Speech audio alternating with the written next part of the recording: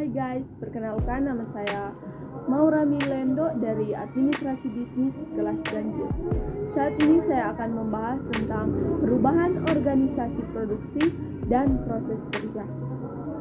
Yang pertama ada perkembangan sistem organisasi dan proses kerja Taylorisme dan Fordisme. Yang apa sih yang dimaksud dengan Taylorisme dan Fordisme? Mari kita lihat. Taylorisme adalah fokus dari fungsi dan peran disiplin teknik industri akan berkisar pada dua tema pokok, yaitu interface dari manusia dan mesin dalam sebuah sistem kerja dan analisa sistem produksi atau industri untuk memperbaiki serta meningkatkan kerja yang ada. Yang kedua, Fordisme. Fordisme tidak lain adalah sebuah metode manajemen industri yang berasaskan assembly line atau disebut dengan ban berjalan dalam proses produksi yang bersifat massal. Selanjutnya ada neo-Fordisme dan post-Fordisme. Neo-Fordisme atau post-Fordisme adalah Brown atau Launder atau neo-Fordisme, yakni menciptakan fleksibilitas pasar yang lebih besar dengan cara membuat program reduksi dalam pajak sosial, mereduksi kekuatan serikat pekerja, dan privatisasi kebutuhan publik. Selanjutnya ada 4 varian proses fleksibilitas, yaitu sebagai berikut. Yang pertama, finansialisasi, yaitu model intervensi atau produksi yang ditanam dalam bentuk finansial. Yang kedua, informalisasi, yaitu proses produksi yang disubkontrakkan pada rumah tangga. Yang ketiga, feminisasi pasar kerja, artinya partisipasi kaum perempuan dalam sektor industri yang meningkat.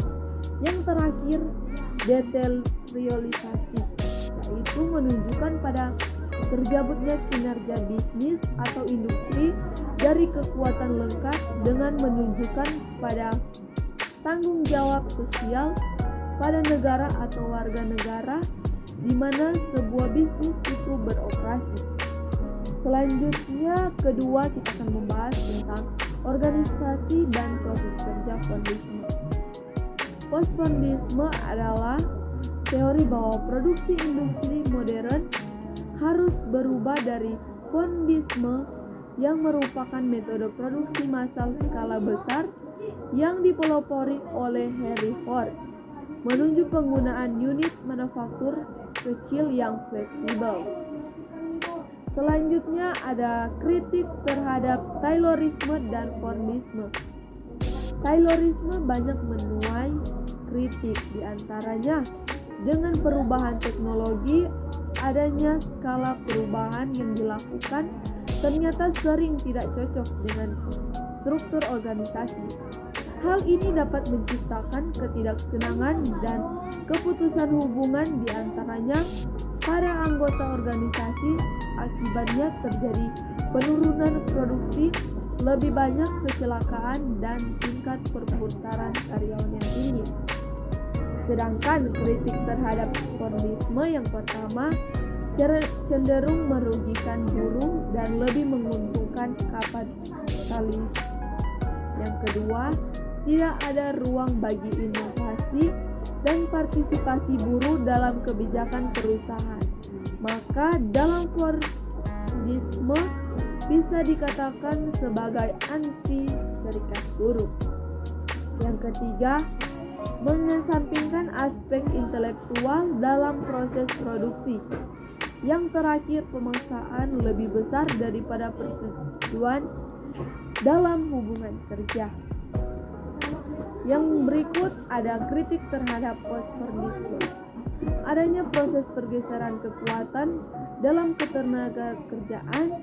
Bila di era Fordisme, negara masih banyak campur tangan. Tetapi dalam rejim post-Fordisme, pasarlah yang lebih menentukan. Ini artinya bahwa kekuatan ini telah bergeser dari stat ke marker. Di dalam konteks kasus-kasus perselisihan perburuan yang terjadi di serikat kita rupanya akan lebih terlihat adanya kuasa yang bertingkat lebih besar. Buruh pada akhirnya menjadi korban bulan-bulanan baik oleh negara maupun oleh pasar.